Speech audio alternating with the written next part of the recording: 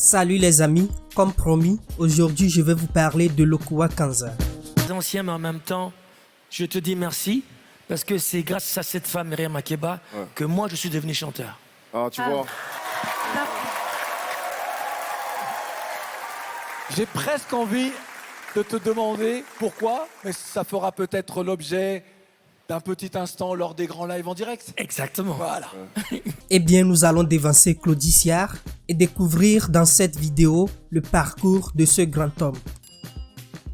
De son vrai nom, Pascal Lokowa Kanza, le chanteur, multi-instrumentiste, auteur, compositeur, arrangeur et producteur est né le 21 avril 1958 à Bukavu, au Congo belge, l'actuelle République démocratique du Congo. Le père de Lokowa, l'un des premiers Zaïrois à commander un bateau sur le grand fleuve Congo, est issu de l'ethnie Mongo. Sa mère est native des montagnes du Rwanda, pays réputé pour le raffinement de sa musique de cour. L'un et l'autre le sensibilisent dès ses premiers jours à la beauté des mélodies. Très vite, la famille Lokowa s'installe à Kinshasa, la capitale, une occasion pour le jeune Pascal de fréquenter des chorales chrétiennes, mais aussi de se laisser gagner par l'ambiance musicale de l'époque, dominée par des artistes de renom comme le Grand Calais ou Franco Luambo Makiadi. Lokowa Kanza raconte: à 13 ans, j'ai vu Myriam Makeba sur scène et c'est ce soir-là que j'ai décidé de devenir chanteur. Son ami Relema lui offre sa première guitare. L'adolescent fait ses premières apparitions publiques dans des orchestres de rumba zaïroise. Il s'inscrit au conservatoire de Kinshasa pour se perfectionner où il se familiarise avec le solfège, la composition, l'harmonie et parfait sa connaissance instrumentale. Outre la guitare, Lokowa manie en espère le piano, la basse, les percussions et la flûte. Sa collaboration avec Relema et son expérience acquise au conservatoire lui permet de prendre la tête du ballet national de Kinshasa à 19 ans seulement. Le jeune homme commence à creuser son sillon tout au long du golfe de Guinée, du Zaïre à la Côte d'Ivoire et réside 2 ans à Abidjan. Il se révèle dans la formation de la grande chanteuse zaïroise, la reine Abeti Masikini, auprès de laquelle il acquiert une expérience sans précédent. 1984, Lokowa s'installe à Paris pour y suivre les cours du guitariste de jazz Pierre Cuyaz. Rapidement, le multi-instrumentiste mêle sa voix à celle de la communauté musicale africaine. Il retrouve ensuite Relema et participe à l'album Bwana Zulu Gang. Il devient l'arrangeur de la star Papa Wemba, notamment sur l'album Émotion. En 1991, il joue avec Manu Dibango qui l'aide à lancer sa carrière solo et se bâtit peu à peu son propre répertoire. Il donne son premier grand concert parisien en 1992 à l'Olympia en première partie de la béninoise Angélique Kidjo. C'est à cette époque qu'il rencontre sa choriste, la sénégalaise Julia Sarr, et son percussionniste Didi Ekoukouan, auquel il reste depuis indéfectiblement lié.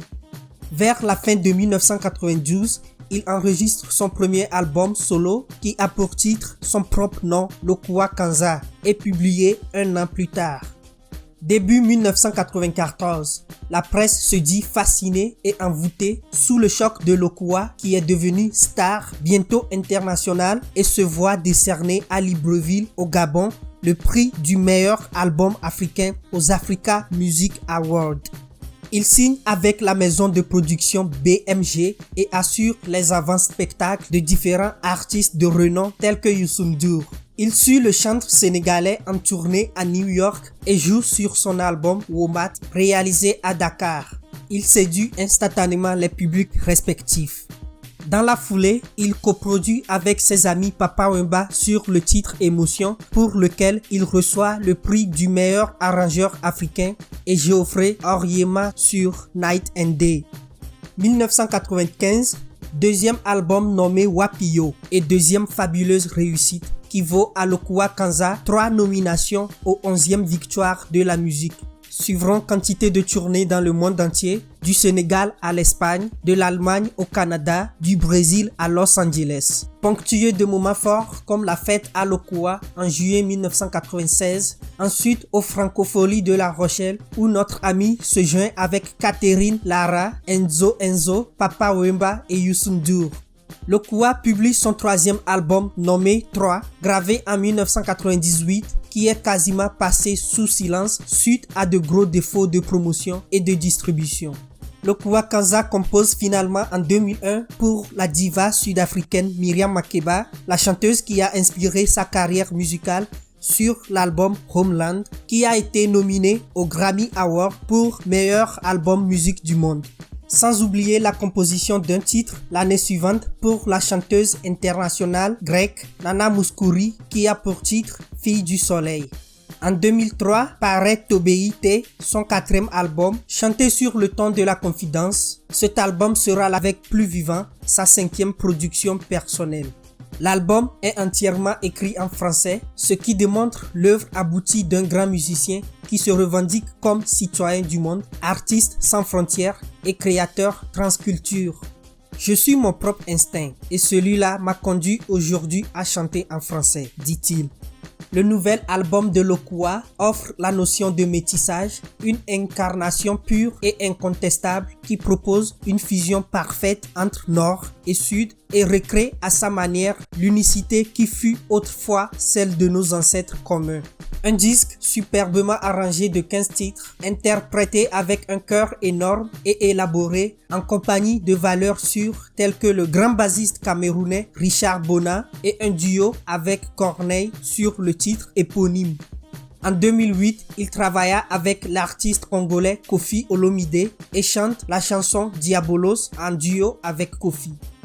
En 2010, paraît son nouvel et dernier album solo connu jusqu'à ce jour, intitulé Nkolo. Pourtant, la star continue sur sa lancée en contribuant à de nombreuses collaborations et compositions de titres pour des artistes tels que Charlotte Dipanda sur l'album Doubelam. Finalement, en 2016, le doyen devient coach dans la première saison de The Voice Afrique francophone qu'il remporte brillamment avec son talent Pamela Baketena. Il reste coach de l'émission en 2017 dans la 2e saison et malgré les 2 années de silence qui ont suivi, l'Okua Kanza rejoint la 3e saison avec de superbes talents. Son calme, son expertise et sa personnalité font de lui le coach le plus convoité par la plupart des candidats. Ses collègues le confirment et savent que l'Okua obtient les meilleurs candidats sans faire d'efforts. Résumons un peu son parcours sur le plan discographique. L'Okua Kanza a réalisé 6 albums solo. Il a composé 24 chansons pour différents artistes tels que Papa Wemba, Biso na Biso, Miriam Makeba, Nana Mouskouri et Charlotte Dipanda. Il participe à 49 collaborations avec plusieurs artistes de renom.